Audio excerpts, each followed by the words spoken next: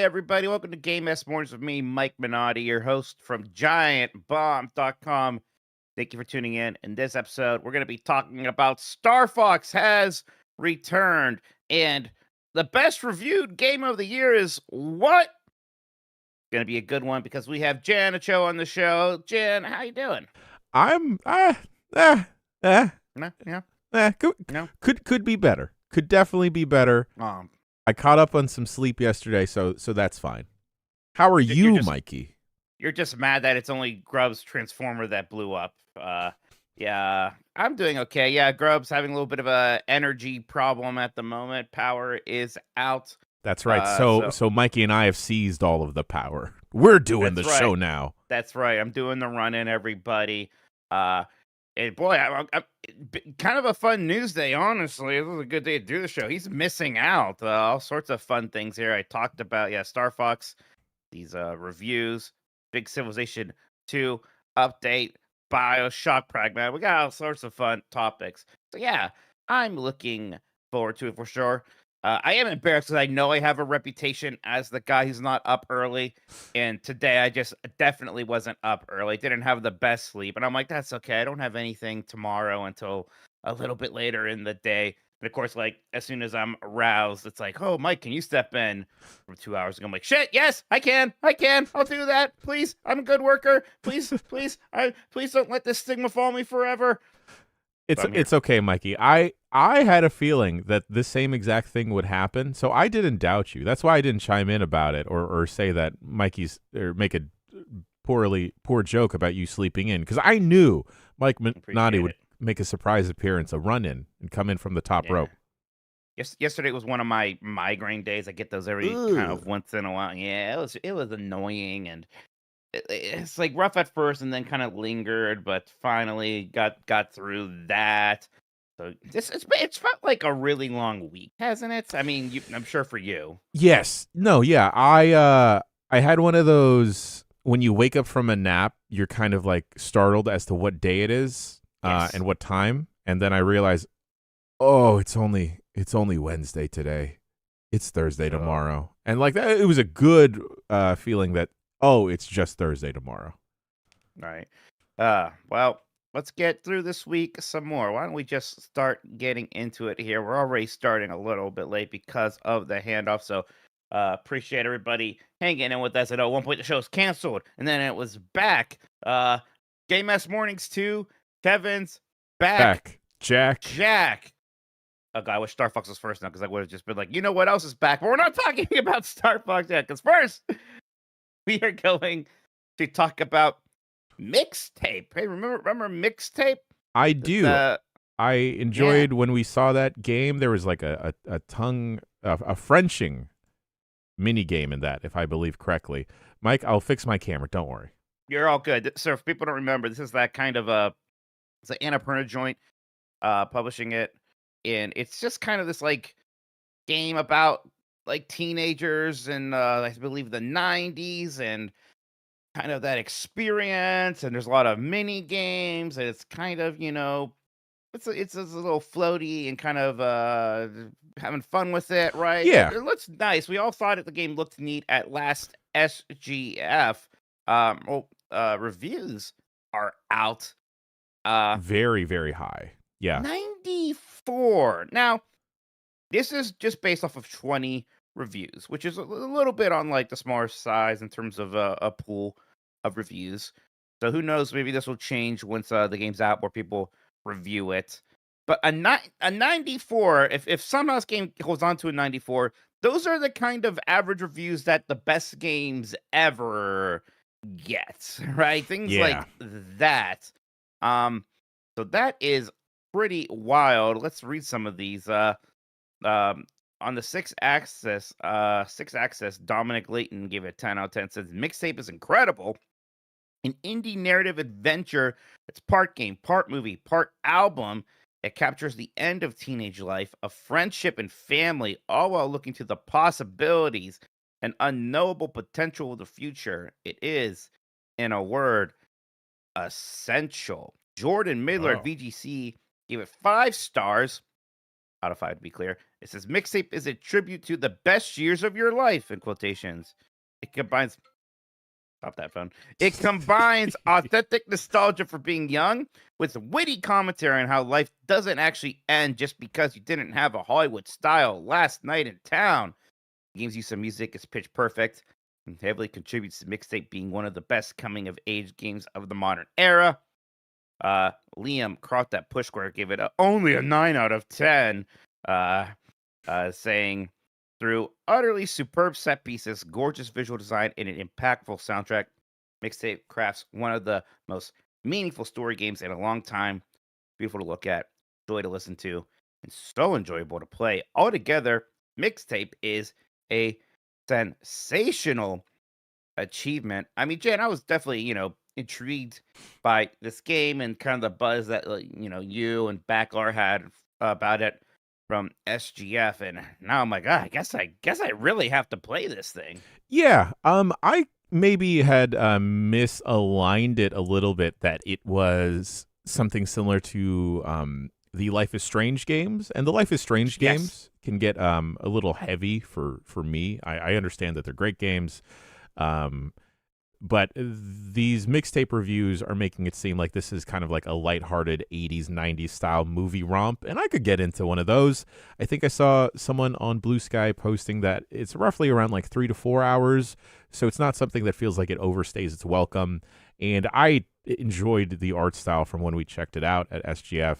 I do see a little bit of the discourse right now hovering around this and perhaps like movies and other games kind of relying too much on a needle drop to really hammer in like an impactful moment. And I don't really like mind a good needle drop, especially when it feels like it's focused on a game around music, which it's called Mixtape, right? It's called Mixtape. So you would assume like music has a heavy presence throughout this game. So excited to eventually check it out for sure. Yeah.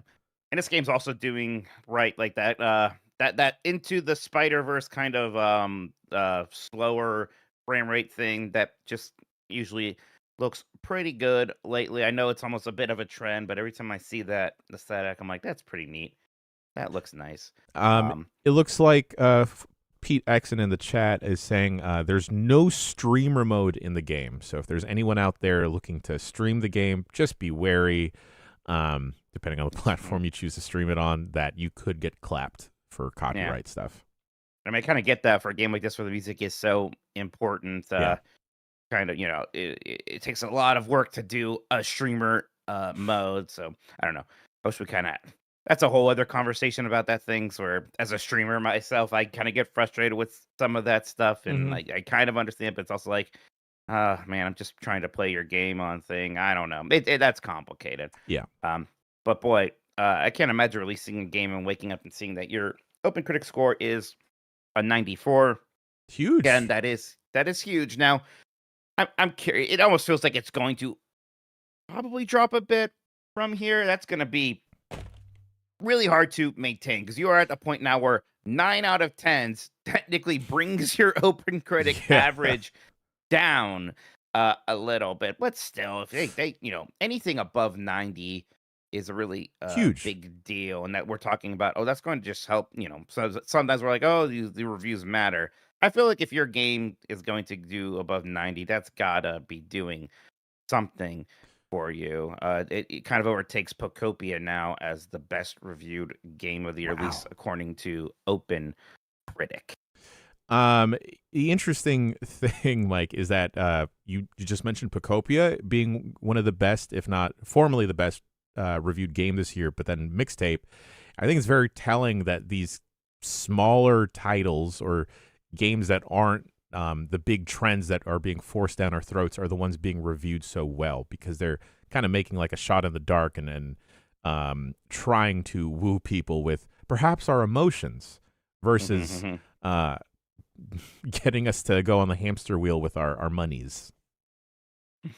Yeah, that's exactly right. I'm going to be really curious to try it. Sometimes I bristle a bit at like games that are like, oh, we're trying to recapture the high school experience. I remember when Superbad came out, and like some people were like, oh, this is what high school is like for me, and I was kind of like, I don't know if this is what high school was like for me. And then I don't Yeah. know. Even though when I think about it, I'm like, yeah, it's kind of what high school was like for me. So sometimes I got to get over it myself a bit. I'm just gonna tell myself this is a St. Elmo's like, Oh, and that's okay. going to get me excited. Speaking of needle drops, God, give me St. Elmo's Fire in there, and I'll be pumped. Although again, I think we're going for 90s, not necessarily 80s on this one, right? When's mixtape supposed to be I set? want to say it was 80s, but I It could is also be 80s. wrong. It could be in the cusp, Mike. Yeah, it could be on the. I'm going on the Steam page now. Oh my God, Steam! I promise I'm not. I'm not underage. I can look at mixtape. I know people are going to kiss in it. It's gonna be really scary. Okay, you think I would find that pretty Late easily? Late 90s. 90s. Late Okay. 90s. There we go. Technically, even a little bit before me. I'm an '05 high school graduate myself. That's when I Jan started Ochoa. high school, Mikey. We would have been two ships passing in the night. See, I'm young like you. We would have been in high school. You would not have been in high school with Jeff Grubb. No, because he got Yeah. kicked out. Right, yes, exactly. Stop putting me in that bucket. I'm in the young people bucket with Jan, everybody. Come on. That's right. But Mike, I'm quickly also becoming old. Yeah, it's weird how that happens. Like we're all getting older all the time. All right, mixtape looking good. Gonna Mike, want do to check you that one out. Yeah. potentially see this maybe being this year's Dispatch, where a game will become like a little indie darling and blow up and like pull at everyone's heartstrings, that this makes them the feelings are enough to carry it over to Game of the Year season. Yeah, there's still some questions of how are people gonna feel about it. And the game is also, out now, so people are gonna be buying it and kind of seeing on their own what they think about it. Hard to say. Dispatch also had really good timing on its side. It kind of came Sure. out like right towards the end of the year, and maybe the whole kind of superhero thing has a bit more mass appeal than this. I'm not sure, but yeah, obviously, if your game opens with this kind of critic review score, your possibilities, at least for awards and things like that, are big in terms of finding that giant, bigger audience. We'll see. You think that reviews like that will help a bit? But sometimes I'll look at kind of year round what was the best reviewed game of the year, and I'll see some games in there with 90s, and I'll be like, "What is that?" Right. So sometimes Right. these things do pass us by a little bit. Yeah, like Monster Hunter Stories Monster 3 Hunter Stories, yeah, yeah. is a highly reviewed game from this year. This year. And within our team, it hasn't had much traction, despite you and I believe, saying like, "Oh, we should check that out eventually." Right. But I kind of feel bad, but like last year, like Seance of Blake Manor came out with a 91 average when it was all said and done. Came out in October. Yeah, And I definitely hear good things about the game, and I feel bad not playing it, but it certainly didn't get a huge rub in the style that yeah, a Dispatch did, right? yeah. So stuff like that. All right, Star Fox returns. Hey, we were all following that rumor from Nate the Hate for a while that a new Star Fox game was coming out. Originally, he thought that it would be revealed during April. April came and went. Everyone's like, "Where's Star Fox?" Well, here it is. Just randomly, Nintendo was like, "Hey, tune in for the Star Fox Direct starting in 10 minutes." Everybody, like, what? Oh, great. Well, we can't cover that now. Thanks, Nintendo. And yeah, they just did a little mini direct all about Star Fox and this new game, which is just called Star Fox, and it's coming out for the Nintendo Switch too on June 25th. Okay, now Ooh, the game's just called Star Fox. Well, what is this? This is a remake of Star Fox 64, which itself was kind of a remake of the original Star Fox from like 1993. Also, the original Star Fox also got a sort of kind of remake with Star Fox Zero on the Wii U, and uh-huh. also Star Fox 64 has been remade before on the Nintendo 3DS as Star Fox 3D. You got that. Yep, yep. According to the direct, and this is from Andy Robinson at VGC, where we're pulling this stuff from. While stage layouts have been kept the same as the N64 game, visuals have received a complete overhaul. There's a new art style for the characters in this one that is definitely looking to be more realistic. They look a bit more like they're like the animals they're representing: Falco, Fox McCloud, Slippy, and Peppy Hair. To me, it looks a little bit like the old kind of box art Fox McCloud we Oh, saw on the SNES sure. version. Yeah, the designs are a little controversial. What do you think of them, Jan? So I skipped around the direct a bit, and I think the rabbit is named Peppy, right? That's Peppy Hair, yeah. Peppy, Falco is the falcon. That's right. I think those two look good. I'm not super duper sold on Fox or Slippy. I love a good video game frog, and I understand frogs are slimy and wet. Doesn't mean that you make Slippy not cute anymore. Um, I think people will eventually get used to these designs. I think it is just the initial shock factor. I don't think they're as bad as ugly Sonic. I think they're fine. I like them. Right? I don't know. I think that, again, maybe it's just nostalgia because it does remind me of the SNES box art. I think it's neat. I don't know. I think it's a fun direction, The, especially they look really good when you're playing the game and you see them in like the little, your kind of a communicator yeah. screen on the bottom with the lower frame rate. I'm like, oh yeah, that looks great. I saw like different renders that Nintendo made and put out that were just like static images, and the models look fine there. At least the character models. It's just when they're in motion that I'm kind of like, ugh, okay. But you're right though, Mike. Like from my understanding, a good chunk of communication in this game is done through the little character portraits. Mhm. So I think we'll be fine. Right. I mean, in the original Star Fox 64, pretty much all the communication was like that. One of the things this game is adding is more cutscenes, and we kind of saw that more cinematic mission briefing. So there's going to be some more characterization, things like that. The kind of other point of contention, Jan, is that people are excited Star Fox is back. For a lot of people, doing another Star Fox 64 retread or another even original Star Fox retread is maybe a bit disappointing. And I do get that. It is certainly the least ambitious thing they could have possibly done in terms of making a quote new Star Fox game. And I understand their desire to go back to basics. Every time they have tried to do something a bit different, like Star Fox Adventure, Star Mm-hmm. Fox Assault, even Star Fox Zero, mostly it's been rejected. Now, maybe that's more on them than the audience for rejecting those things that they aren't appealing enough. Still, though, you could just make a game that plays like Star Fox 64 without necessarily having to remake Star Fox 64 again. Now, on the other hand, I like Star Fox 64 a lot. So I'll be pretty happy to jump in here anyways. I don't know. How do you feel? Are you much of a Star Fox fan, No, Jen? not. I always thought Star Fox was cool, especially seeing him get played in Super Smash Brothers. But I've never really checked out the games at all. It's been when these rumors started circulating around, I thought like, oh, I'll hold off on actually dipping my toes into the Star Fox universe, and I'm still interested in checking this out. I don't know, Mike. Do you think this is something that Nintendo's going to try and eventually build off of now that they kind of got all the tools in place? Do you think they're waiting on like reception of how this will be, or do you think this is just kind of be like a one-time thing? I think this is a little bit perhaps of testing the waters, right? This is the safe game that you make, and then if this does well, you can do something like a Star Fox 64 2 or whatever they want to call it, where yeah, let's make a game that plays like that.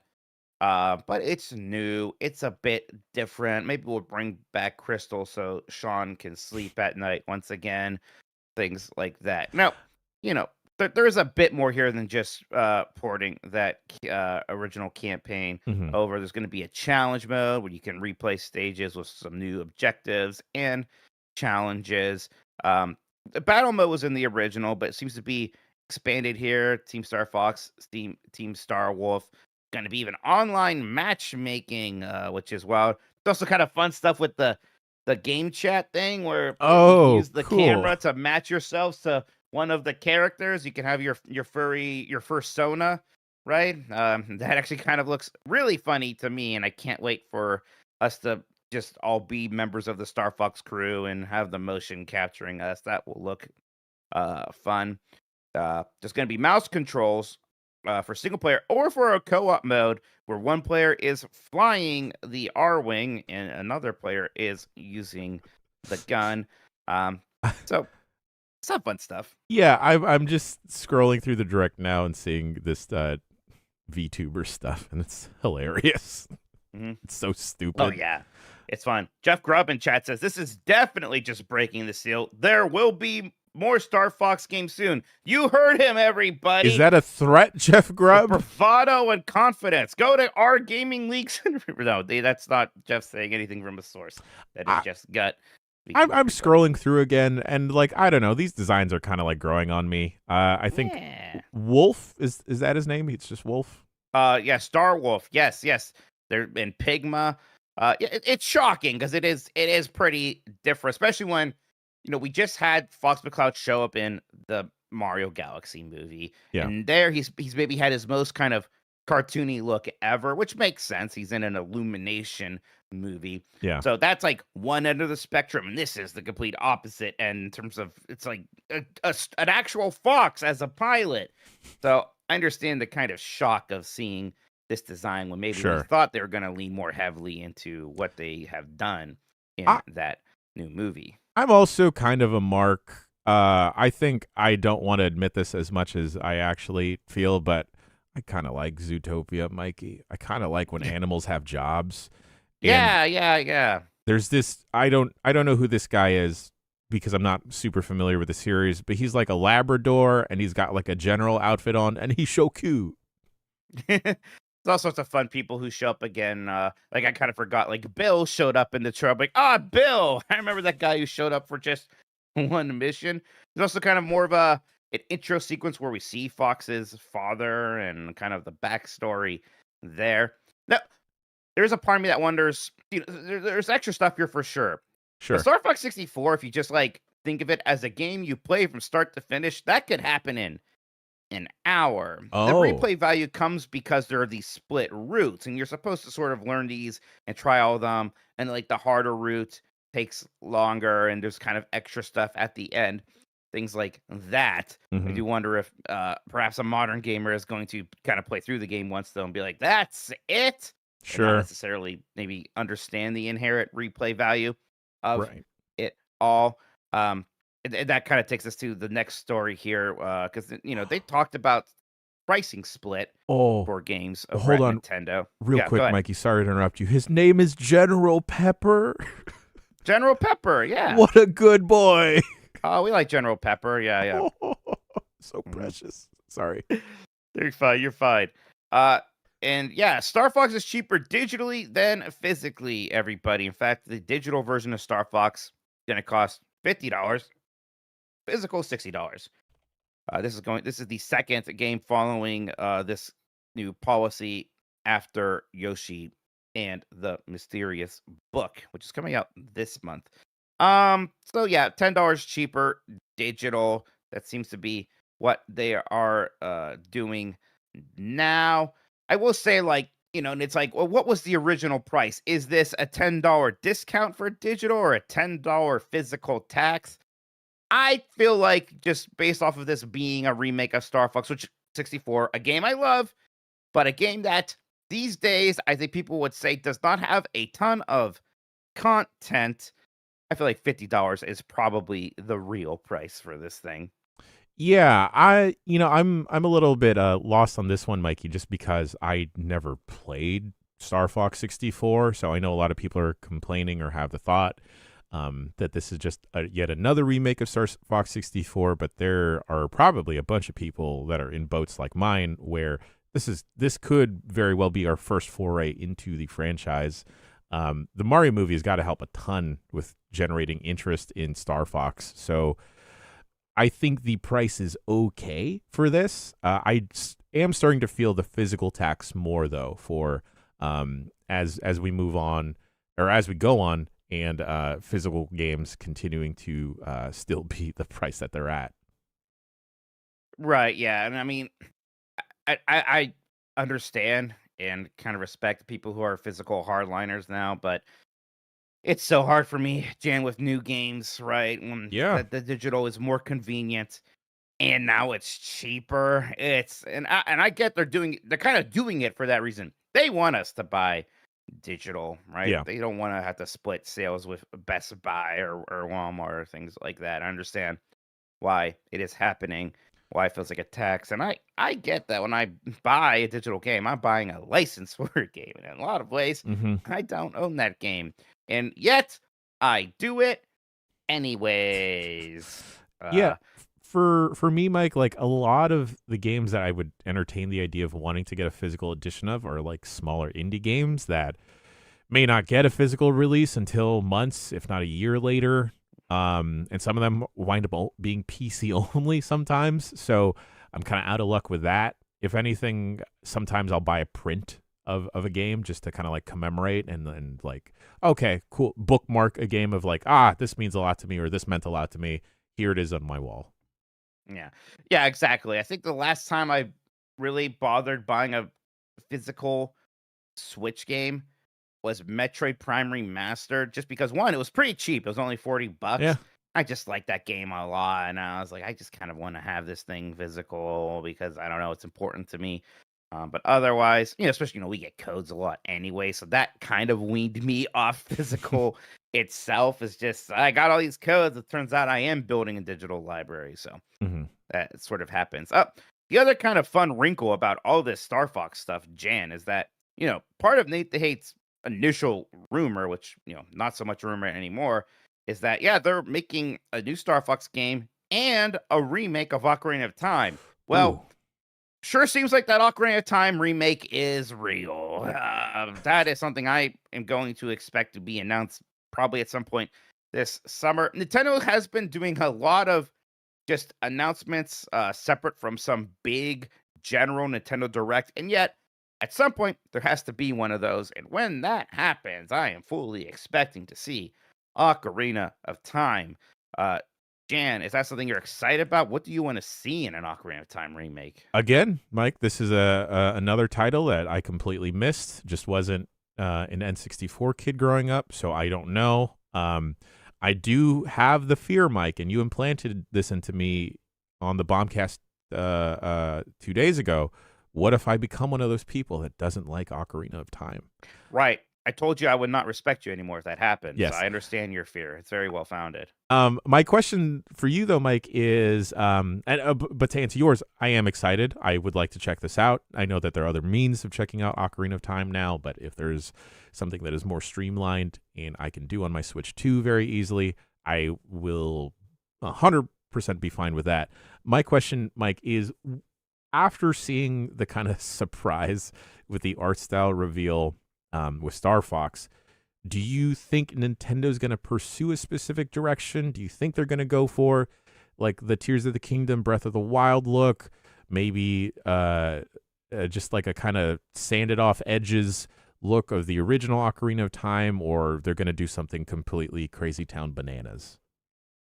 Yes, I bet they won't be quite as willing to go crazy town bananas with Zelda necessarily, or Ocarina of Time necessarily. Obviously, they have with Zelda before with things like Wind Waker. We've Hmm. had the diorama look in the Link's Awakening remake. Ocarina of Time, I almost expect them to play it a bit more safe. Yeah, it's Nintendo though; they're a weird company. They do all sorts of things. I guess I want something that looks striking, but still somehow kind of replicates the way the N64 game looks. That it kind of has a chunkiness to it, Uh-huh. I suppose. I don't know. It's gonna be a hard thing to translate, and I'm super curious what that is going to look like. I also wonder, e- like how far of a remake is it going to be? Yeah. Is it going to, like the Star Fox thing, gameplay wise and level design wise, be relatively one to one, and the accoutrements kind of come in the presentation factor and like expanded cutscenes, things like that? Or are they going to try to make the overworld feel bigger? Are they going to somehow squeeze another dungeon in there or something like that? It's interesting. The other interesting thing here, Star Fox 64 and Ocarina of Time were and I alluded to this with Star Fox. Those games were both remade for the 3DS, right? Right. They are kind of just like often the default N64 games to get remade. Mario 64 had its remake on the Nintendo DS, so it kind of already happened there. Um, the idea of Nintendo doing more remakes, we've seen it a bit before. We had Thousand Year Door, Mario RPG get remixed relatively recently on the Switch. But I do think it's interesting, and I wonder if we're going to be seeing a lot more of those I in the future. Correct me if I'm wrong, Mike, but didn't Nintendo miss a fairly big anniversary for Zelda recently? Like it had been like however many years. It's the 40th anniversary right now, actually. Oh, So okay. they can still tie in Yeah. Ocarina of Time, So do all of that. I would assume that they're gonna try and fire off on all cylinders to make sure that this is special. For this remake, I would assume, but Nintendo's Nintendo, forever the wild card. I don't know. It's going to be a bigger deal than, say, the Star Fox announcement is, right? Where, Sure. again, this is going to be announced this summer. It's probably going to be coming out closer to the holiday season. It'll be propped up as one of the major releases for the Switch 2 Sure. for the rest of the year. All right, why don't we take a quick break, Jan? We'll come back. We're going to talk about some Take-Two stuff because they had sort of earnings and they were talking about things and other news. We'll talk about Civilization VII. We'll talk about BioShock. We'll see what else is on the agenda.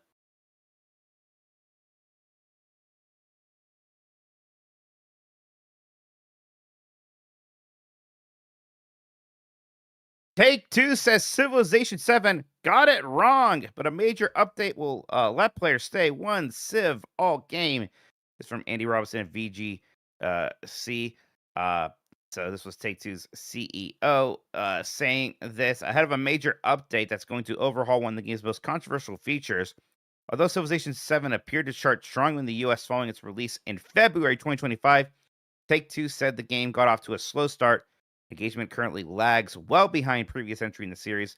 Despite mostly favorable reviews from critics, the game has a mixed rating on Steam and an unfavorable user score on Metacritic, likely due to its controversial system that requires players to switch civilizations during matches. Speaking to GameFile, Take-Two Interactive CEO Strauss Zelnick said the game's struggles were on him.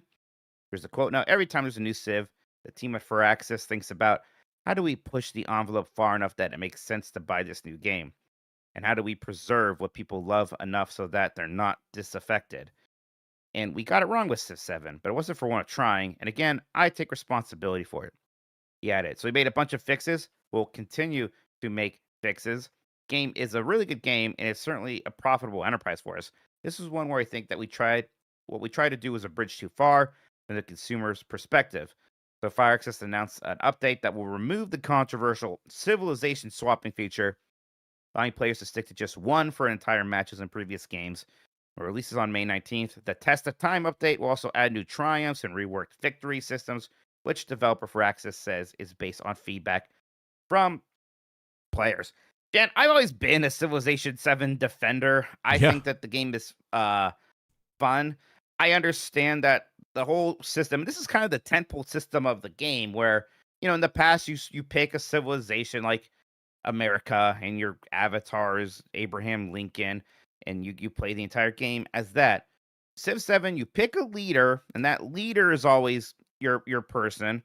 But then the game kind of has 3 chapters. In the beginning, you kind of pick like an early history civilization. Then you'll switch to something else, and kind of depending on some of the things you did in the game or what civilization you start off, that impacts which civilization you can play as in the next part. Then it happens again. I did not mind this feature as much as other people. I understand why it kind of feels like a core feature of the series that you pick the one civilization, go for it. I also understand why it feels weird that you can, do things like, be Catherine the Great, the leader of the Polynesians, things like that. When you get to the end of it, I always thought it was a little bit of an overreaction. And yet, this kind of course correction is probably pretty necessary. Yeah. The Civ games have always been a series, Mike, that feels incredibly intimidating. So perhaps these additional features that got added maybe threw kept people at the gates like myself from checking it out, and maybe was enough of like an adjustment or update to the formula for other Civ players that they just did not jive well with it. Mhm. I think kind of highlights a weird place where some of these like kind of long-term franchises are at, where it used to be, hey, every 5 years you make a new entry in your game because technology has improved. You can just inherently do new exciting things. The game's going to look better, blah blah blah. So Civilization 6 came out 2016, 2025. It's been 9 years. Time for a new Civ, right? And yeah, you actually just aren't inherently gonna make a game that looks better, that can really take advantage of any technology that's going to really change up the 4X genre. So you do kind of have to think about things like, well, what are we gonna do to actually make this game feel different? And you run the risk of that feature, this changing civilizations, being something the community rejects. Then you kind of just have to go and make the game more like Civilization 6 anyway. So it's a really strange struggle. It makes me wonder how long it's going to be before we get a Civilization 8, right? It could be Yeah. a decade plus. Again, there's the issue of, well, people don't like this game. They'll just go play Civilization 6, which Sure. they can get for cheaper. They can get with all the kind of content that's ever been added to it. Now, Civilization 6 did kind of go through a similar thing where it first came out. People thought it didn't have enough content. They didn't like the changes. A lot of people were playing Civilization 5 instead. Mm-hmm. And then once updates happen, expansions happen, people slowly start adopting Civilization 6. And I think that trajectory can still happen with 7. Again, this is an update, but there will be like a big expansion for this thing as well at some point. Hear me out, everyone. Take-Two, get your checkbooks ready. Now, what if in Civ, when perhaps there's a combat situation that you got to enter in like a little tile or a square of the map, you then zoom in, and then it becomes a little bit like a 2D platformer action game where you're a gigantic dude with a sword. A Zelda 2 like?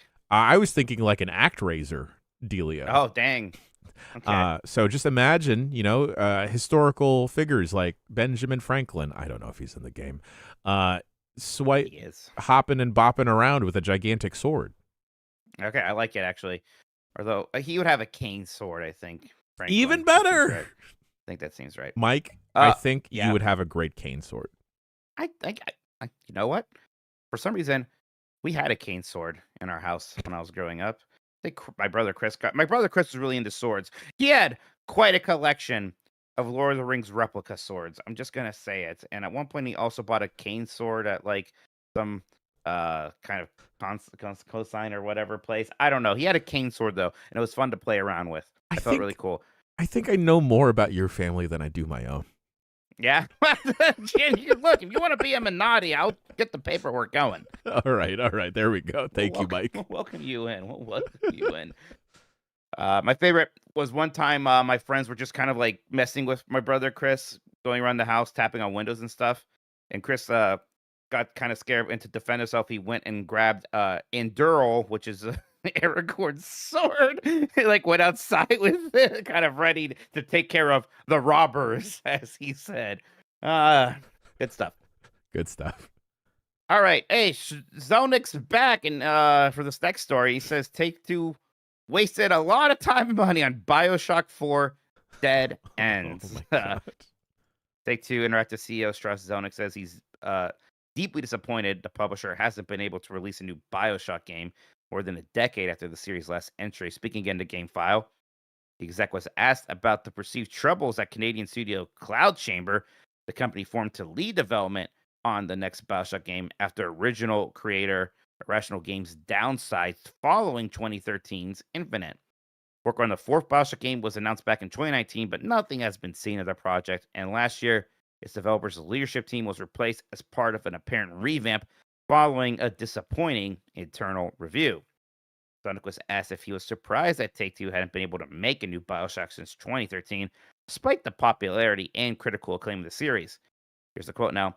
Think about this. Think about what surprise implies. That's like one day everything's awesome, and the next day I'm like, holy shit, I don't run the business that way.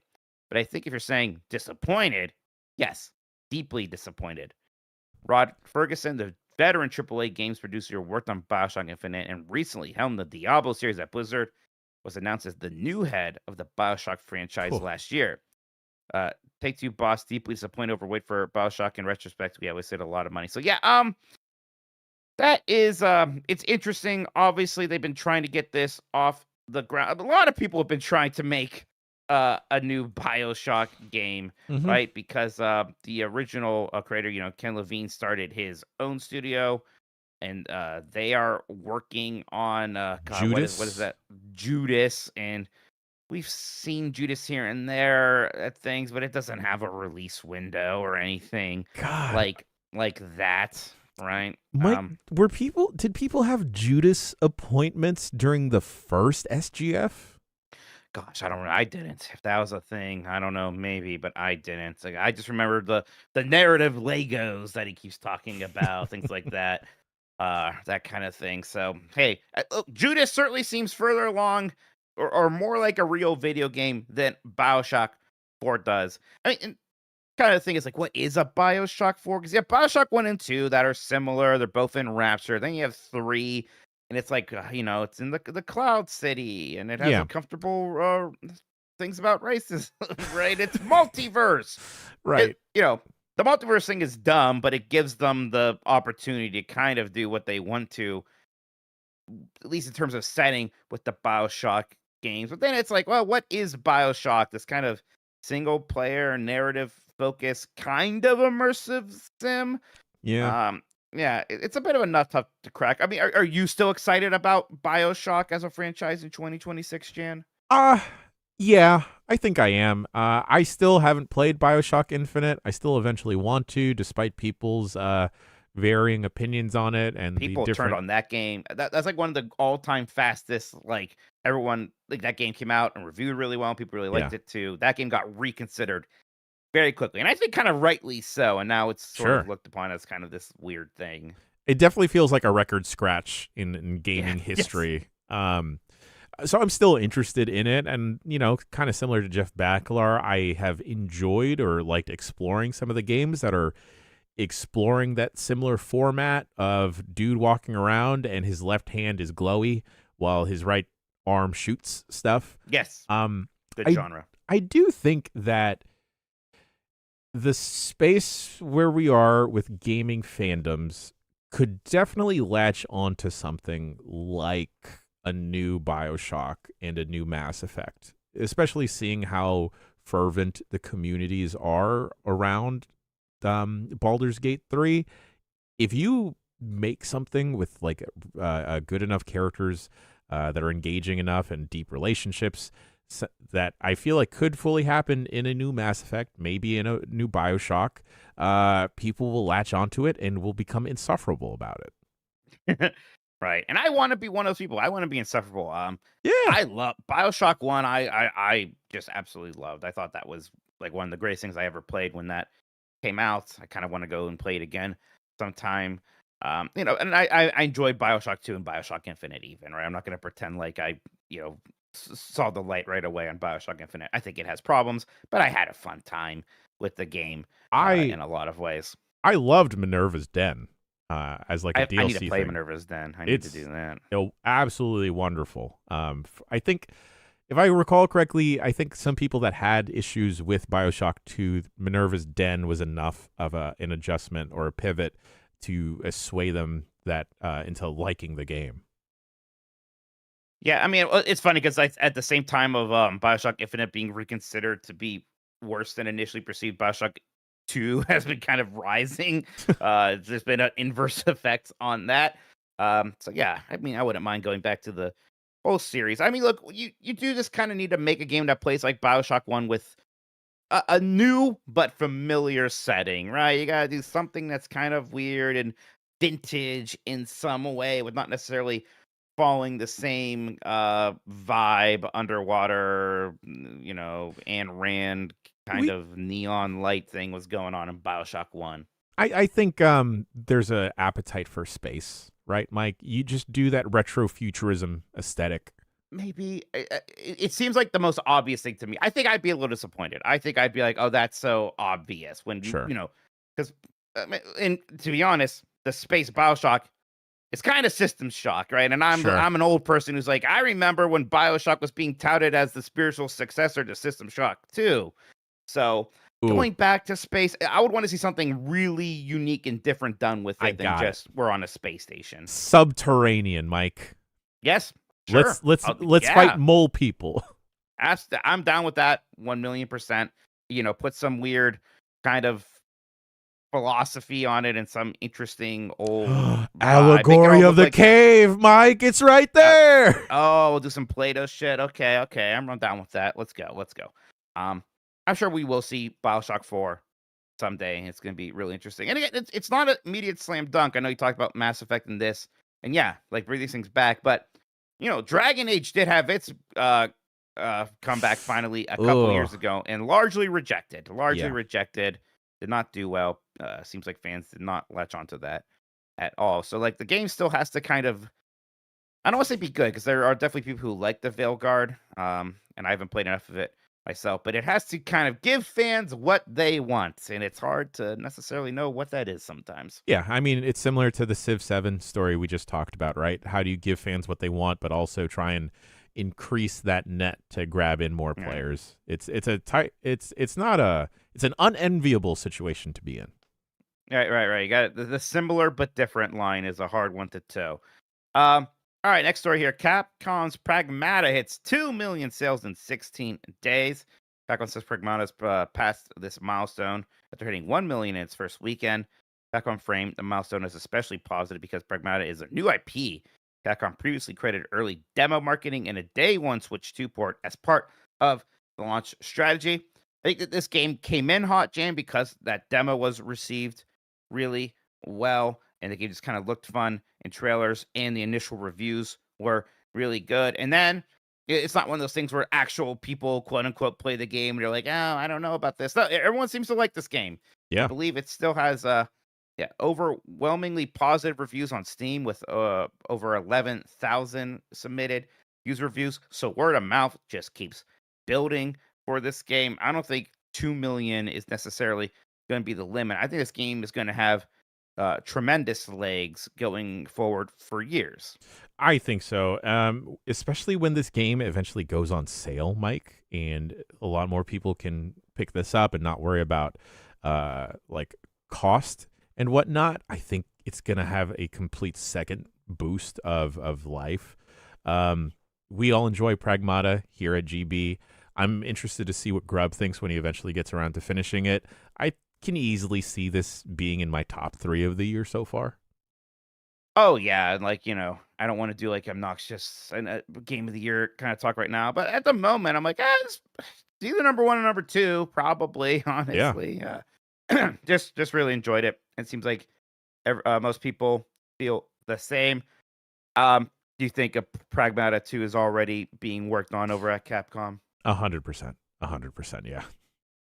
Yeah, I'd be curious to Would. see what that I'd looks love like. a DLC, even like kind of just like a random adventure with Hugh and Diana and Yeah, what's his yeah. face?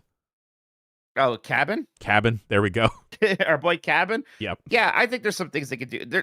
I don't want to say it for spoilers, but there's one avenue that I bet might be explored as a little DLC campaign Hmm. myself, or maybe that's even sequel stuff. I don't know. Plenty that they can still do with this franchise, and it is cool to see new IP from Capcom do this well. Capcom has done some newish IPs in the past. There's Tsugane, right Path of the Goddess, and then we had Exo Primal, and I definitely like that they did those things. None of those seem to take off in some huge way. I don't know if they necessarily disasters or like No, poor yeah. sellers or anything but not like it wasn't immediate like, oh, this is the start of a new series of a new tentpole for Capcom. The way it feels like with Pragmata.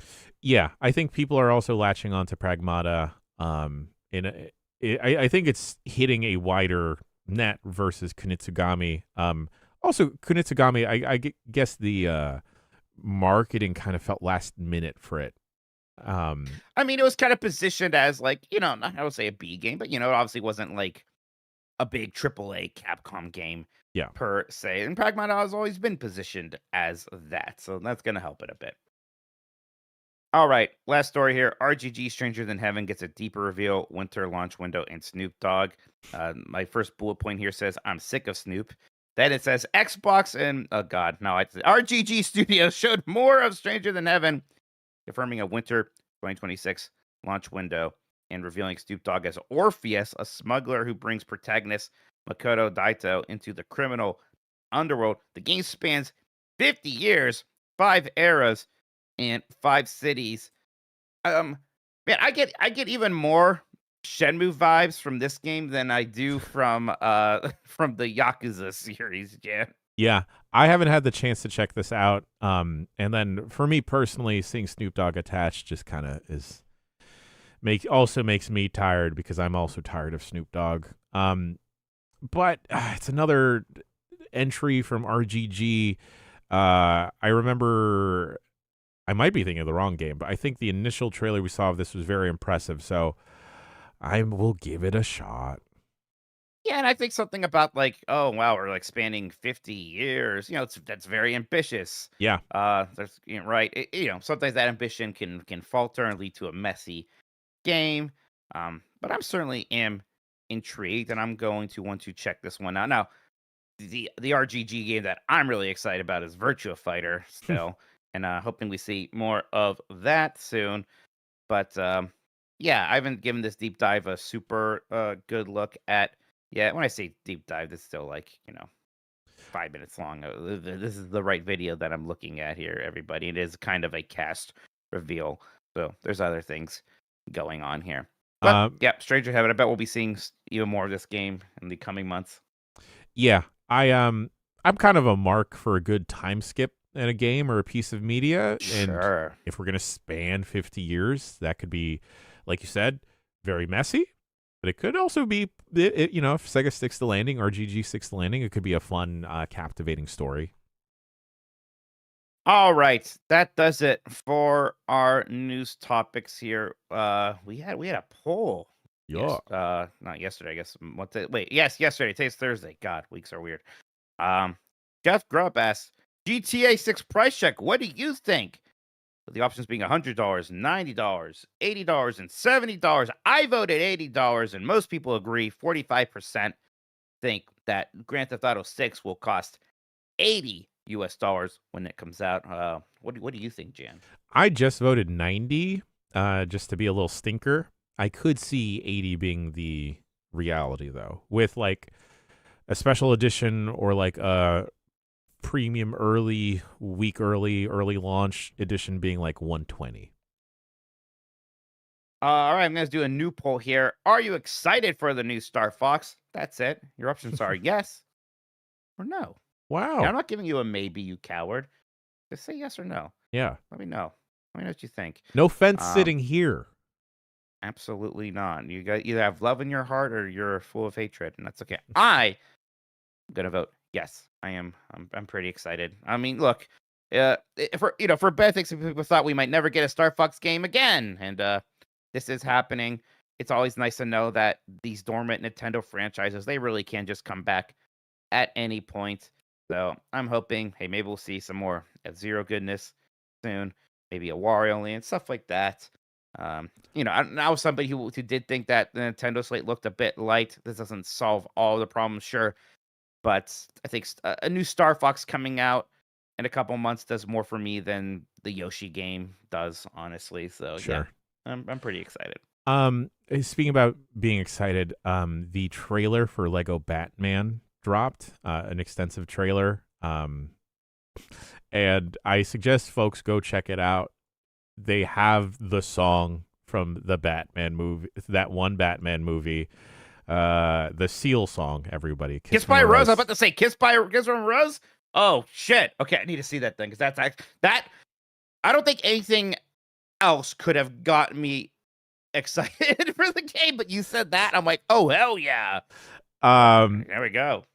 I've been excited for this game. I'm super excited.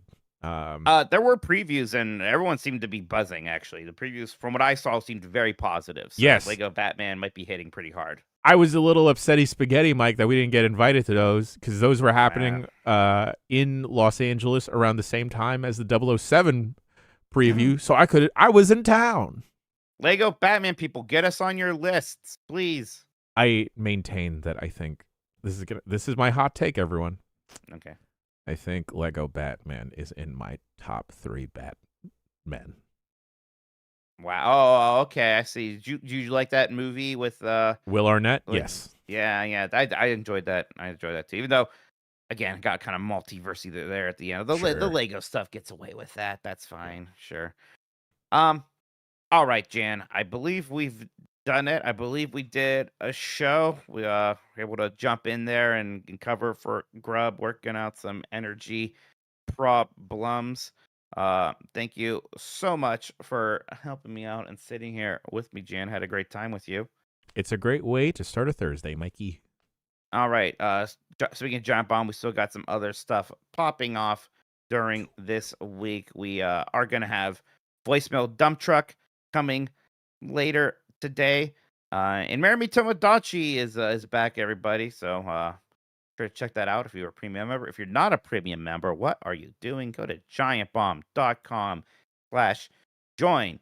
You can watch Marami Tomodachi. So you can watch me and Mary Kish play Portal 2 with Portal Pals. There's the 9 Lives of Mr. Mustafaflees. Chuck is playing a very special challenge run modded version of Skyrim with the cast of cats in it. You can still check out the This Is the Runs, Grubb snacks, lots of fun stuff happening there. More fun stuff planned as well, including tomorrow with another Game This Mornings, probably with Jeff this time. Who knows? And yeah, who knows? Who knows? Maybe his power will continue to be out forever, and I'm just the host of this show now.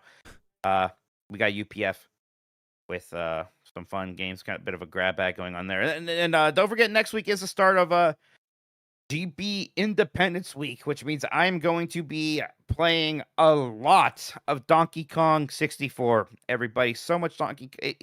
I think we could be surprised how much it is. It's going to depend on how much kind of support we get from all of you, just how much I'm playing. But it could be almost like practically a nonstop marathon for me, aside from, sleeping and things like that. Like let's say 8 to 10 hour days of playing Donkey Kong 64. If people keep donating, keep showing support, yeah. donate. I don't know if donating the word joining right, or whatever, but yeah, I could go for 101%. Everybody, it's gonna be wild.